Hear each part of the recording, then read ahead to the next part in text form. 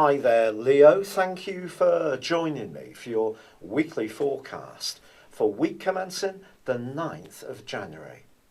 This week begins with the Sun in a very practical part of your scope, and it's asking you to think seriously about your life organisation, health and fitness issues, even your diet. If your situation tends to run like a well-oiled engine, you may not see an obvious way that this can apply to you.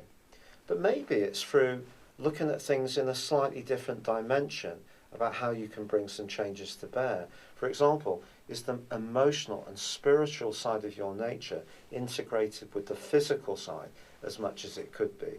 That might be something worth considering, especially on the back of the full moon, which occurs in a very tender part of your scope. If there are any health issues that you're encountering, they could have their roots in a more emotional basis.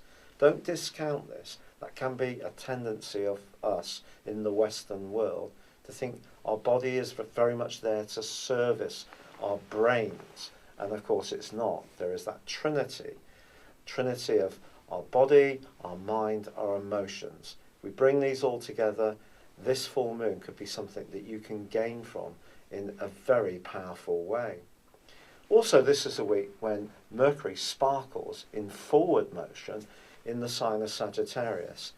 This can bring about that side of you that's upbeat, friendly, full of warmth and humour, and see you taking on tasks with a can-do attitude.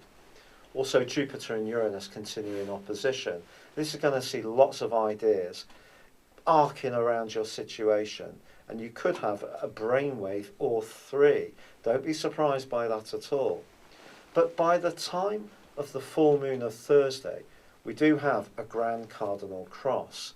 This is the angularities of the cardinal signs, which are leadership signs. So there can be some push and pull.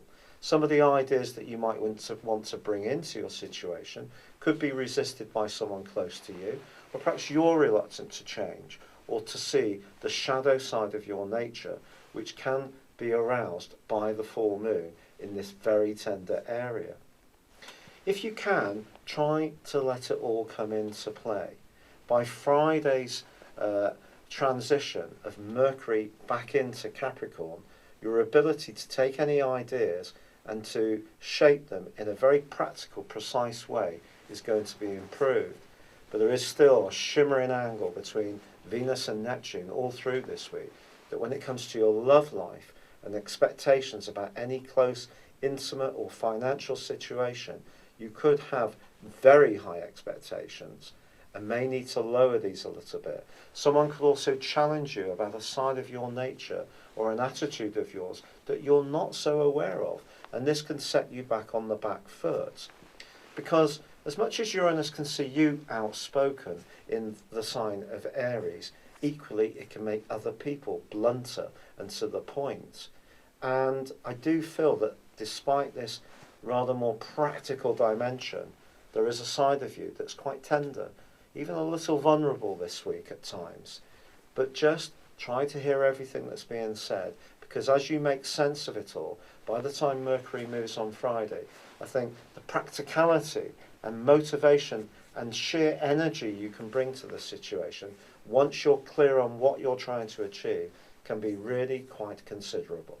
It's been a real pleasure being with you. Thank you for joining me. Good luck and goodbye for now.